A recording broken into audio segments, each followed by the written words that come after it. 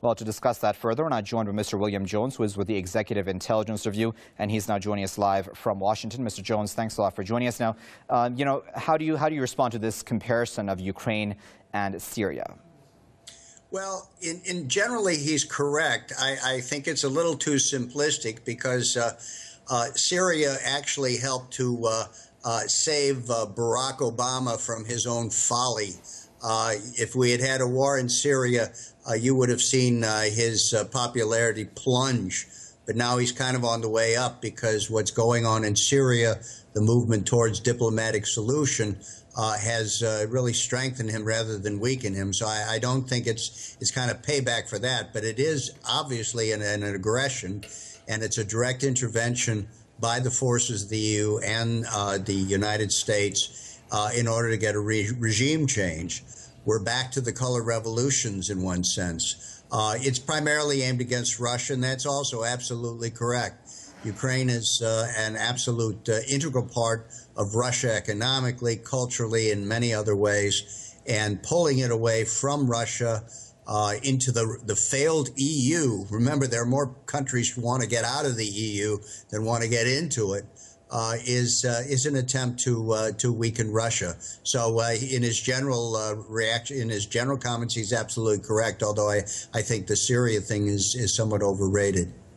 Right, and speaking about Ukraine specifically, what do you think will happen going forward? There's much pressure on Viktor Yanukovych as far as U.S. delegations, EU delegations have put on him. Well, it's difficult to say because obviously there is a strong opinion in Ukraine, at least in West Ukraine, that want to be a little bit more part of Europe, and that's being played to the hilt by the EU and by others who feel really threatened by the proposals of President Putin in bringing some of these countries together economically. And also the shadow of China is there. The EU is in many respects a failed state. It's not a state, but it's a failed entity in which most of the countries there would really like to get out of there, but they can't because they've become enmeshed in this monster. The East European countries, like people in Ukraine who are pushing for this, really don't understand the EU. This is not a Marshall Plan for them. EU membership for them would represent great suffering.